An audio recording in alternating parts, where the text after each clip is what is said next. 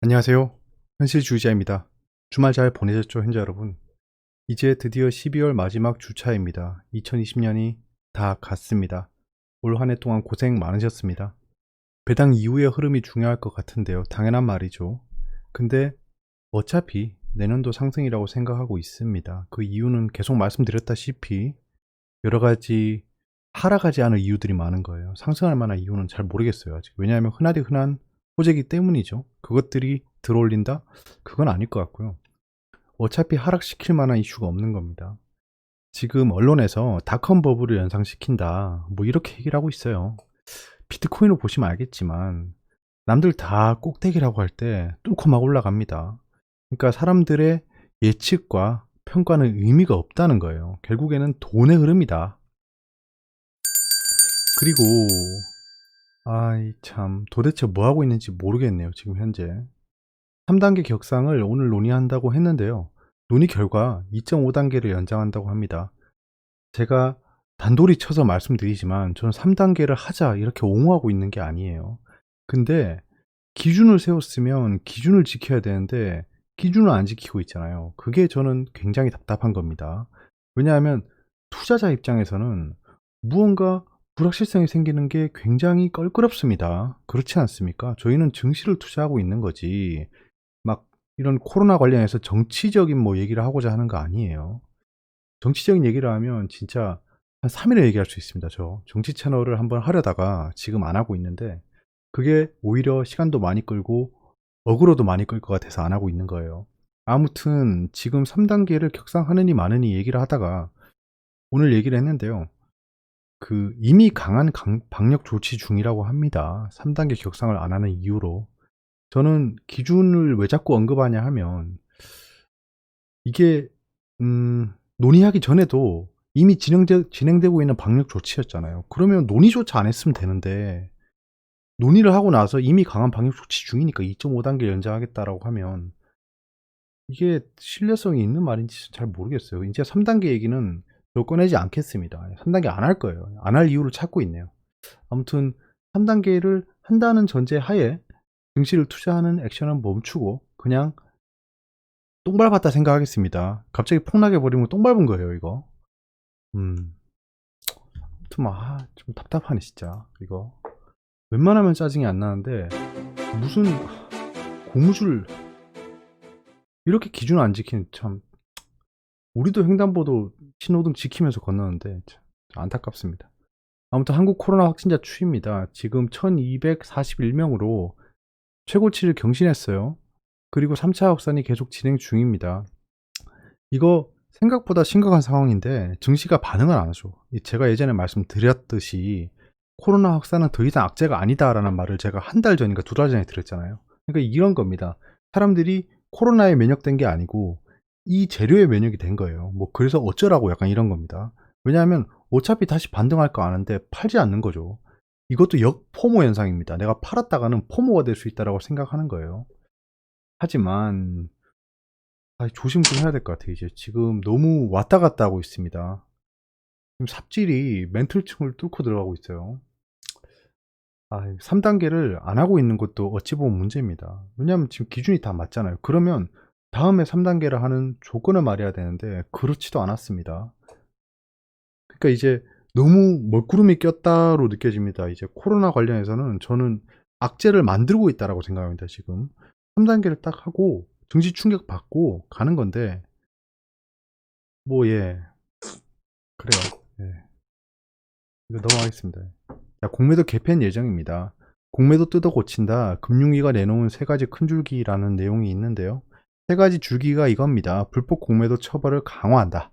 두 번째, 시장 조성자 제도를 보완한다. 세 번째, 개인 투자자 공매도 접근성을 제고한다. 제고라고 하면 뭔가 올린다라는 뜻입니다. 그러면 이 세 가지를 간단하게 보면 불법 공매도 다들 아시죠? 무차익 공매도 같은 겁니다. 두 번째, 시장 조성자. 그 호가창이 얇을 때 무슨 소리죠? 애기가 울고 있네요. 예. 음.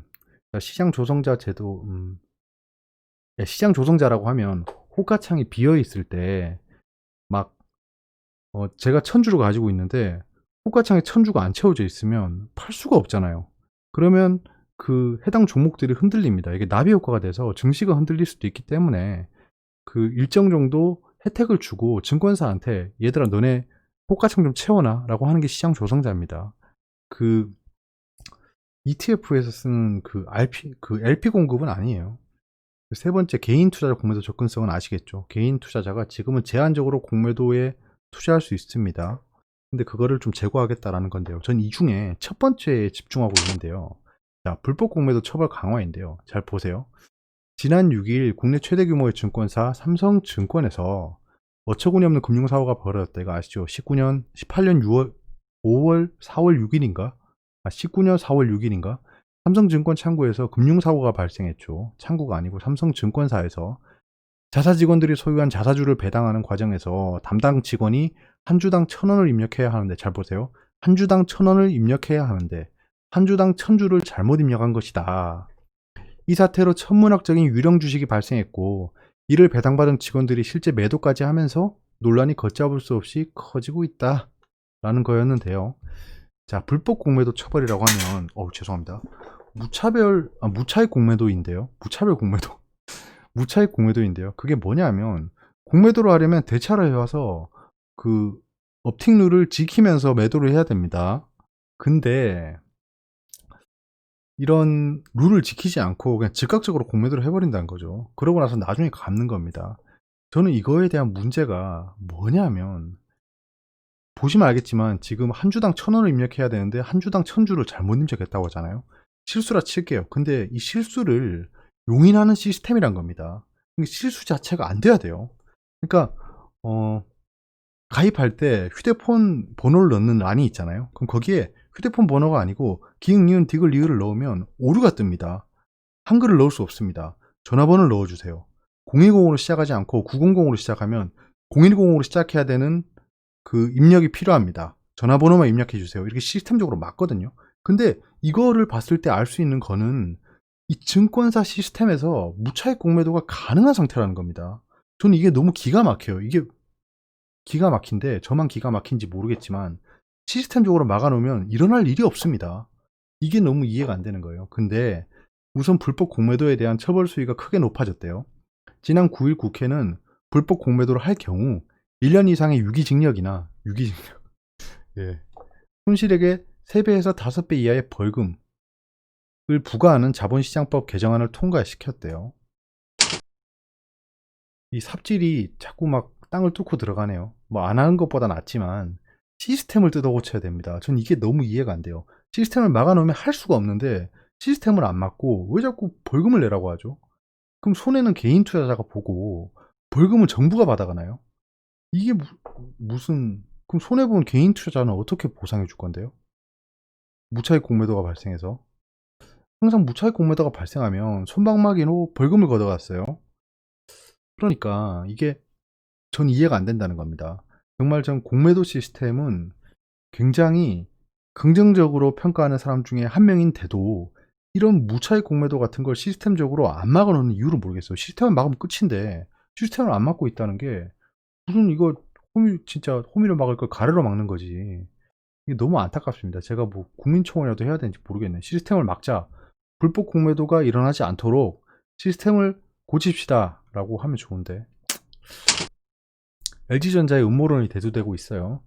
LG전자 대박 호재 미스터리, 외국인은 어찌 알고 미리 사뒀을까 인데요.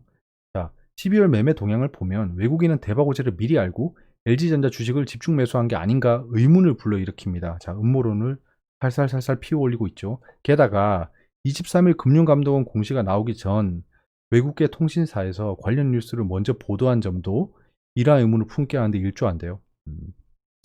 미국 통신사인 블룸버그 통신은 해당 공시가 나오기 전 유료 채널인 단말기를 통해, 저게 진짜 있네요. 그 뭐야, 영화 작전에 나왔던 그 단말기 있잖아요. 야, 저거 나도 사야겠다. 저 얼마지? 유료 채널인 단말기를 통해 관련 뉴스를 먼저 전했습니다. 조금만 먼저 받았어도 상한가 먹었죠, 바로. 그리고 외국인이 7월부터 줄곧 LG전자를 대량 순매수해왔다는 사실도 의심의 눈길을 보내게 합니다. 좀 신기하긴 했어요. LG전자가 쭉 우상향하고 있는 걸 보면서, 무엇일까? 무언가 있는데 그게 제가 작년에 말했던 베트남 쪽으로의 모바일 공장 이전이 이 정도의 상승까지 불러일으킬 건 아닌 것 같은데 라는 생각을 계속하면서 보고 있었어요, LG전자를. 그런데 상한가를 가버렸죠. 예. 이러면 상한가를 보냈다는 것 자체가 분명히 메이저 세력이 매수한 겁니다. 무슨 자신감으로 상한가를 보냈겠어요. 자기가 충분히 매수가 됐기 때문에 상한가를 보낼 수 있는 겁니다. 매도 물량이 없을 거예요. 자기가 매집을 다 했기 때문에. 유동 물량을 다 매집하면 주가를 조작할 수 있습니다. 아무리 이렇게 큰 LG전자라고 하더라도. 정말 이 눈에 보이는 호재를 보고 바로 물량을 매집한 게 아닐까라는 생각이 드네요. 이런 걸 보면 정보의 흐름 제가 말씀드렸잖아요. 자, 회사 경영진, 가족, 친척, 지인이 다 알고 회사 내부 관계자. 왜냐하면 회사 경영진이 결정을 하겠죠. 자, M&A를 하자. 전기차 배터리 쪽에 그 M&A, 전기차 배터리가 아니죠. 전기차 업체랑 그 M&A를 하자라고 하면 그 내부 관계자가 검토를 하겠죠. M&A에 대해서. 그럼 그 내부 관계자의 가족, 친척, 지인이 알고 그럼 M&A 계약 담당자한테 가겠죠. 야, M&A 해. 라고 하면 M&A 계약 담당자가 일을 진행하면서 가족, 친척, 지인한테 얘기하겠죠. 자, 언론사 담당자한테 이제 소식이 가겠죠. 야, M&A 한대. 어서 언론에 뿌려. 라고 하면 언론사 담당자한테 들어갈 거예요. 그럼 그 담당자가 가족, 친척, 지인한테 문자 하겠죠. 자, 그러면 언론사 경제부 기자한테 가겠죠. 야, 이 기사 다 썼으니까 이거 릴리즈해. 라고 하면 경제부 기자한테 가고 그 경제부 기자가 재빠르게 또 가족, 친척, 지인한테 문자를 하겠죠. 그리고 포털 담당자, 네이버 포털에 게시를 해야 되죠. 그 네이버 포털 담당자가 이걸 받을 거예요. 그러면 그 포털 담당자의 가족, 친척, 지인이 알 거예요. 그 다음에 우리가 보는 그 네이버 포털 메인에 올라오는 겁니다. 정보의 흐름이 이래요. 그러니까 이게 정보가 이렇습니다. 제가 공매도를 반대하는 이유도 이거고 개인이 공매도를 한다고 했을 때 정보를 이렇게 거쳐서 받아야 되는데 대체 무슨 근거로 공매도를 할 수 있으며 아니면 기업을 깊숙이 들어가서 라인이 생산되고 있는지 안 되고 있는지 다 확인하면서 그 기업의 악재를 다 파악해서 공매도를 할 수 있는 역량도 안 될 거고 그럼 대체 무슨 근거로 공매도를 하겠다는 건지 모르겠어요. 개인이 공매도를 하는 순간 진짜 한강 가는 거 일도 아닙니다. 이게 그 반대 상환 요청이 와버리면 대차를 했는데 그 대차 상환 요청이 오면 어떡하려고 하죠? 지금 LG전자를 만약 공매도 했어요. 그러면 상한가하고 계속 올라가는데 저거 언제 상환하나요? 예, 골 때립니다, 진짜. 그런 것들이 제일 걱정이에요. 왜냐면 우린 정보의 맨 끝단에 있거든요. 그렇기 때문에 공매도에 가장 취약합니다. 왜냐면 공매도의 가장 메인 그 핵심은 소식이에요, 소식. 악재를 미리 알고 있어야 되는데 우리는 알고 있을 수가 없다. 배당락이 다가오고 있는데요. 29일이죠. 이게 제가 오늘 영상을 찍으면 되게 좋을 것 같은데 지금 자정이 넘었네요. 이게 지금 너무 애매하네요. 왜냐? 이게 내일 대응할 만한 내용인데 이거를 내일 저녁에 찍으면 의미가 있나 싶기도 하고 왜냐하면 그 배당락 당일 그 주가의 움직임 그리고 배당락 전후로 어떻게 움직였는지 이런 것들을 좀 통계를 보면 좋을 것 같은데 어쨌든 빨리 끝내고 한번 보겠습니다. 네. 브렉시트가 원만한 합의를 이루었죠. 악재가 해소됐습니다. 예, 무관세 무쿼터 유지한다죠. 노딜 브렉시트를 일단은 그 피해 갔어요. 그래서 굉장히 좋은 상황인 것으로 보여집니다. 우리나라 입장에서는요. 외국 자본의 이탈로 이어지지 않을 것으로 보입니다. 왜냐? 저번에 말씀드렸다시피 우리나라에 투자하고 있는 외국인 중 가장 큰 비중은 영국입니다. 미국이 아니고요. 영국이에요. 그래서 영국의 뭐 노딜 브렉시트로 인해서 금융적으로 흔들림이 발생한다면 자본을 회수할 수 있겠죠. 그럼 우리나라에서 그 엑소더스가 발생할 수 있었는데 그런 일은 벌어지지 않았다. 예, 배당난만 조심하면 될 것 같아요. 지금 현재 잔존한 리스크는 미대선 리스크, 코로나 확산, 지금 기준을 안 지키고 있는 이런 코로나 방역 같은 것들, 변종이 확산된다, 그다음에 배당 수급이 이탈하는 것 이런 악재들이 있습니다. 그리고 비트코인을 매도했습니다. 제가 그 19년 6월 말부터 보유해서 지금 1년 6개월이 지났어요. 중기 수익이죠. 매도해둔 가격에 도달해서 제가 걸어놨어요. 그때 사면서. 그 업비트는 당일 매수가 아니고요. 걸어놓을 수 있습니다. 걸어놓을 수 있는데 매도가 됐습니다. 오늘 알았어요. 오늘 알았어요. 예. 목표 수익률이 달성됐어요. 이제는 알트코인만 보유하고 있습니다. 나머지 현금은 보유하면서 좀 지켜볼 예정이에요. 비트코인도 참 오래 보유했네요. 1년 6개월이면. 그때 당시 매수하고 그 당시에 매도를 좀 많이 했어요. 그때 좀 약간 바닥치고 상승할 때였거든요.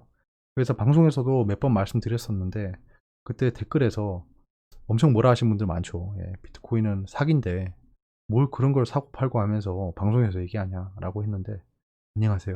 예. 다른 사람 말에 휘둘리면 안 됩니다. 이렇게 휘둘리면 안 돼요. 책임져주지 않습니다. 지금 그분한테 비트코인 이렇게 상승했는데 책임지세요. 좀 유시민 씨나 박상기 씨한테 가서 얘기해 보세요. 그 사람 아유 뭐 그랬나요 제가? 이럴걸요. 그러니까 다른 사람 말에 휘둘리지 말고 본인만의 길을 가야 된다. 외신입니다. 유럽이 이제 백신을 롤아웃을 시작했다네요. 이제 접종하고 있답니다. 이제 팬데믹과 싸우고 있다라는 거죠.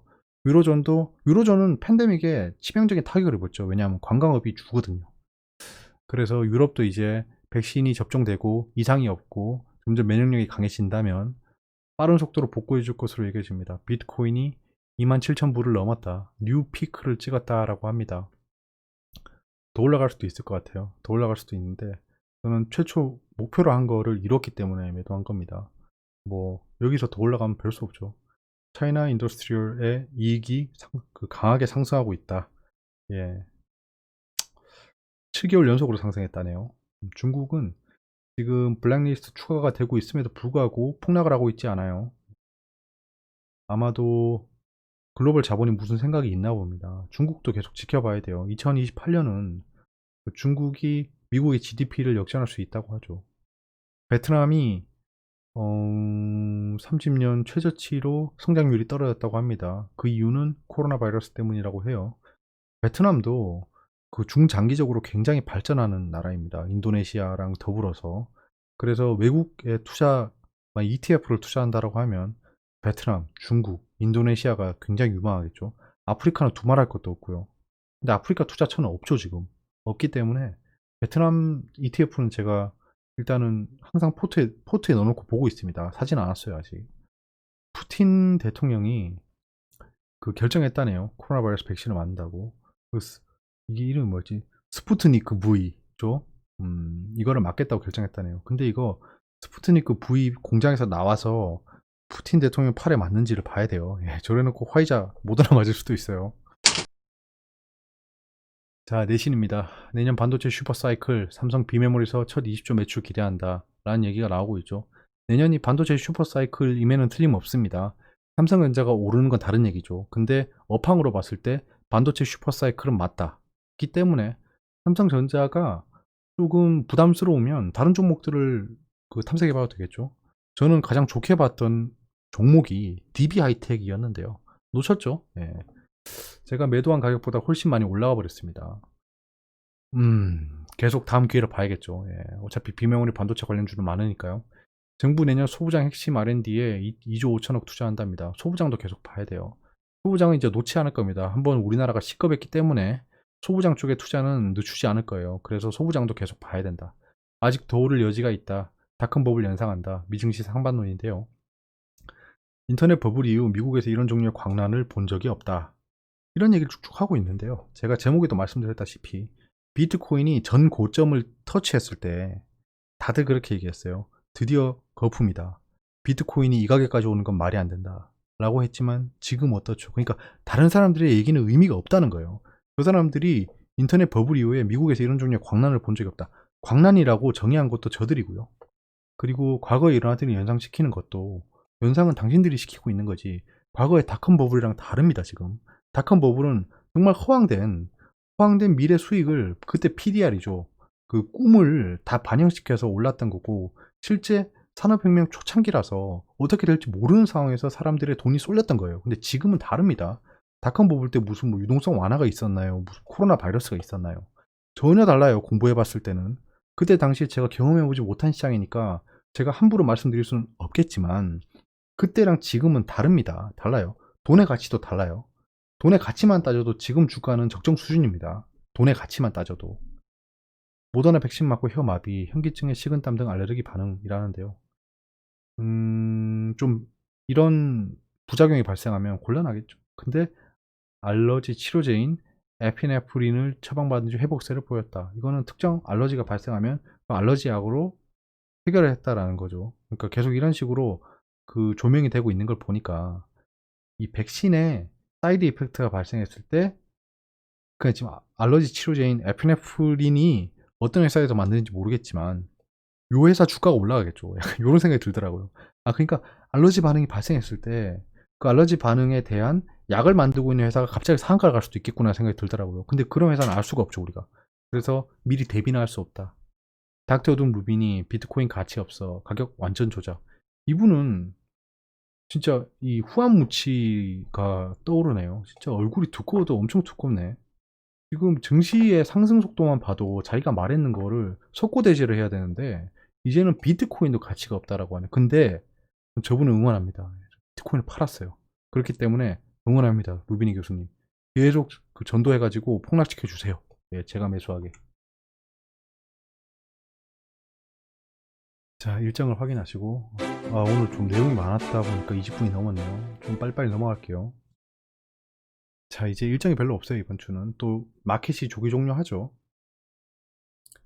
자, 주요 이벤트를 보시면 별거 없습니다. 28일 월요일은 제가 못 바꿨습니다. 저 없어요. 일정 없고 9차 전력 수급 기본 계획 뭐 이런 것들이 있습니다. 중요한 건 없어요. 중요한 일정은 없고 이제 증시가 문을 닫습니다. 네. 자, 바이오혁신 성장대전 진행 중이고요. 배당락일이 29일입니다. 배당락일이 29일이에요. 28일 시간에까지 매수하셔야지 배당을 받을 수 있고요. 29일에 파셔도 배당은 받을 수 있습니다. 제가 지금 한 365번째 말씀드리고 있는 것 같은데 그렇습니다. 28일 시간에까지 매수 배당을 받으시려면 29일 시초가 또는 그 장전 시간에 파셔도 배당은 받으실 수 있습니다. JP모건 헬스케어가 다가오고 있습니다. 앞타바이오, 제넥신, 에이비얼바이오, 셀리버리 등 참여한다고 하네요. 점점 많아질 거예요, 업체들이.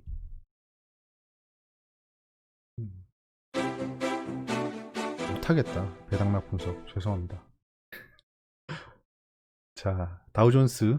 다우존스도 지금 현재 상승세를 타고 있는데요. 신고가 영역이에요. 제가 예전에 신고가 터치하자마자 옆으로 행보하는 경우가 발생할 수 있다고 했잖아요. 뭐, 코스피는 그렇게 못했지만요. 자, 지금 현재 다우존스가 상방을 탐색하고 있어요. 왜냐면 밑꼬리가 더 길죠. 돈이 더 많다는 게 여기서 보이고요. 나스닥은 테슬라를 필두로 해서 꽤 많은 상승을 시켰죠. 다우존스랑 좀 다른 모습입니다. 근데 다우존스도 좀 오를 거예요. 왜냐하면 은행 관련주들이 좋아지고 있거든요. 상황이. 배당이 준이 많이 약간 풀어준이 많이 연준에서 얘기를 했습니다. 또 나스닥이랑 다우존스도 신고가 행진을 계속하고 있고요. 유로존이 이제 백신을 맞는다죠. 신고가 회복할 것으로 보여집니다. 한번 지켜보시죠. 상해 종합지수도 지금 블랙리스트가 계속 등재되고 있고 SMIC부터 시작해서 그리고 그 AAA 등급의 우량채를 가지고 있는 회사들도 지금 현재 채권을 상환 못한다라고 디폴트를 내고 있죠. 이런 악재들이 발생하고 있는 와중에도 중국이 하락하지 않고 있고 그 어느 누구도 그걸 조명하고 있지 않습니다. 제가 지금 말씀드리기 전까지 몰랐던 분들이 더 많을 거예요. 저도 굳이 말해봐야 의미 없는 이슈라서 말씀 안 드렸던 겁니다. 중국은 지켜보시죠. 예. 만약에 떨어지면 여기 갭상승해 있는 부분을 그 깨고 내려가겠죠. 예. 여기를 깨고 내려가겠죠. 이렇게 내려가겠죠. 그러면 그때부터 이제 뭐 ETF를 매수할지 보는 거예요. 이 정도 부분에서. 자, 그리고 코스피는 이건 뭐 예, 이제는 신의 영역입니다. 저도 모르겠습니다. 사실 뭐 모르겠어요. 그냥 우상향으로 생각하고 지켜보시죠. 그러면 채널이 어떻게 되느냐? 야, 이 채널도 너무 가파르다. 가파른 채널을 가고 지금 채널 상단이긴 하네요. 약간 예. 배당락을 기점으로 좀 조정을 보일 수 있을 것으로 보여집니다. 네. 코스닥도 지금 가파르긴 한데요. 지금 상승 추세 완벽히 탔어요. 예, 그 상승 삼각형을 깨부수고 지금 현재 그 가파른 상승세를 보이고 있는데 보세요. 요 상승 그 삼각형을 깨면 급락을 하죠. 이거는 보셔야 돼요. 근데 지금 현재 상승 추세를 그리고 있고 근데 지금 현재 페일러가 발생했어요. 지금 하락이 발생했죠. 이게 좀 찝찝하긴 한데 상승세는 하단을 때리고 올라갈 확률이 높습니다. 코스닥도 지금 현재로서 폭락할 이유는 없어요. 한국 증시 흐름입니다. 자, 계속 최고점을 갱신하고 있죠. 계속 최고점을 갱신하고 있고 한 가지 재밌는 게 코스피 쪽에 대차 잔고가 상승했습니다. 대차 잔고가 상승했어요. 공매도 잔고도 살짝 상승했네요. 그러니까 공매도를 대체 어떻게 하고 있는 거지? 예, 이거는 진짜 연구 대상감입니다. 지금 시장 조성자만 허용해주고 있는데요. 유동성 공급자랑 그 양이 이렇게 많다는 건가 싶네요. 자, 증시는 계속 오르고 있고 지금 투자자 예탁금도 지속적으로 다시 상승하고 있습니다. 만약에 투자자 예탁금이 이 꼭대기를 뚫고 올라가면 그때부터는 진짜 걷잡을 수 없이 증시가 상승할 거예요. 왜냐하면 돈이 더 들어온다는 시그널이 모두에게 알려졌잖아요. 그러면 이제 여기 투자자 예탁금으로 기다리고 있던 이 증시 주변 자금들이 포모를 느낄 겁니다. 잠깐만. 나는 계속 예탁해놓고 기다리고 있었는데 새로운 돈이 들어온다고? 걔들이 증시에 투입된다고? 포모죠. 예. 이 예탁금 해놓으면 뭐합니까? 이자도 안 붙는데. 이자 조금 주죠. 병아리 누문 만큼. 개인 누적액이 좀 커지고 있네요. 계속. 지금 개인이 거의 70조를 샀습니다. 전 고점부터. 코스피 최고점 2018년 1월부터 70조를 샀어요. 개인이. 그러니까 2년 동안 2년 10개월 동안 증시를 부양시킨 게 개인 투자자입니다. 기관이 호랑말코닷컴에 접속한 애들은 거의 30조를 팔았고요. 외국인도 거의 33조를 팔았어요. 기타 법인 그 누적 매수량이 점점 줄고 있긴 하네요. 코스피에서. 자사주 매입했던 걸 처분하고 있는 것으로 보여집니다. 코스닥은 지금 기타 법인이 계속 떨어지고 있는데요. 이것도 한번 분석해 봐야겠다 나중에. 그 다음에 통화지표 등 핵심 지표를 보고 넘어가겠습니다. 25분이네요. 3분 컷으로 때리겠습니다. 30분 넘기면 안 되지. 여러분도 시간 아깝잖아요. 자, 지금 달러 인덱스 떨어지고 있고요. 근데 약간 반등하고 있는데 달러는 약세 기조가 계속 이어질 거다. 이거는 M1, M0 통화 발행량을 봤을 때 달러가 올라갈 리는 없습니다. 전 세계가 흔들릴 만한 악재가 있으면 올라갔어요. 근데 그럴 악재가 없습니다. 없어요. 원도 아마도 같이 떨어질 것으로 보여지는데 지금 우리나라만의 악재로 지금 원달러가 이렇게 강세를 보이고 있는 겁니다. 거기다 배당 락이 발생해서 배당금이 지급되는 내년도 한 2, 3월쯤이면 다시 역성공 우려가 발생하겠죠. 그때 올라갈 거기 때문에 지금은 아직 상승세는 아니다. 자, 위안이 잠깐 하락세가 멈췄네요. 이거는 좀 좋지 않습니다. 위안이 만약에 급등하면 조금 곤란해져요. 중국에 무슨 악재가 발생했다는 겁니다. 그러면 좀 비중을 줄일 생각은 하고 있어요. 전 아직은. 위안을 좀 보고 있긴 한데 왜냐하면 다음 리스크는 말씀드렸다시피 중국일 거라고 생각하고 있기 때문에 중국에 대한 위안을 계속 쳐다봐야 돼요. 왜냐하면 그 해당 나라의 리스크는 그 한 리스크로 바로 드러납니다. 그래서 좀 지켜볼 예정이고요. BDI는 뒤늦게 좀 상승하고 있네요. 이건 지금 제가 이제 투자하고 있는 종목이 없기 때문에 그냥 보고만 넘어가겠습니다. 상승세다. WTI는 상승세를 다시 지켜주고 있고요. 지금 이 가격 뚫었고 지금 요 상태니까 WTI는 상승할 것으로 보여줘요. 지금 백신 접종하고 있잖아요. 그렇기 때문에 유가는 떨어질 만한 이유가 없습니다. 골드는 다시 반등했고요. 여기서 매수 무세라고 했는데 결국엔 또 매수 못했죠. 금도 계속 지켜보고요. 금이 급등할 이유는 없습니다. 그래서 여기 박스권을 형성할 만한 그 환경이 됐어요. DXI는 여러분들 이게 제가 월요일에 말씀드려야겠다. 이 지표가 현재 지표를 보고 있으면 안 됩니다. 그때 여기서 이 지표를 보고 있었으면 이거 월요일에 다시 말씀드릴게요. 아무튼 DXI는 급등하고 있다. 급등하고 있고 이렇게 하락을 왜 시켰죠 그럼? 아무튼 그렇습니다. 자, PMI는 업데이트가 없고요. 계속 반등하고 있다는 것만 체크하시고요. 통화량도 지금 현재 업데이트된 거 없습니다. 지속적으로 발행되고 있다. M0, M1 둘 다 통화들이 확장되고 있다라는 겁니다. 대차 대조표도 업데이트 되지 않았지만 지속적으로 상승 중이고요. 연준이 계속 대차 대조표를 확대하고 있다는 거겠죠. 텟 스프레드 안정적이고요. 브렉시트가 노딜로 끝나지 않았기 때문에 안정적일 거고요. 채권 수익률이 지속적으로 상승하는 건 위험 자산으로 계속 쏠리고 있다라는 반증입니다. 궁금한 게 있으면 댓글로 말씀해 주세요. 제가 회사가 지금 부서가 바뀌고 나서 댓글을 볼 시간도 없습니다. 실시간 체크를 못하고 있어요. 실시간 체크를 못하고 있고 지금 메일도 답장을 못하고 있습니다. 너무 죄송합니다. 진짜 너무 죄송합니다. I'm sorry. 너무 죄송합니다. 하지만 올 한해 고생하셨고요. 제가 짬날 때마다 여러분들 생각밖에 안 하기 때문에 앞으로도 더 신경 쓰면서 방송을 하도록 하겠습니다. 아무튼 뭐 내일 뵐게요. 감사합니다.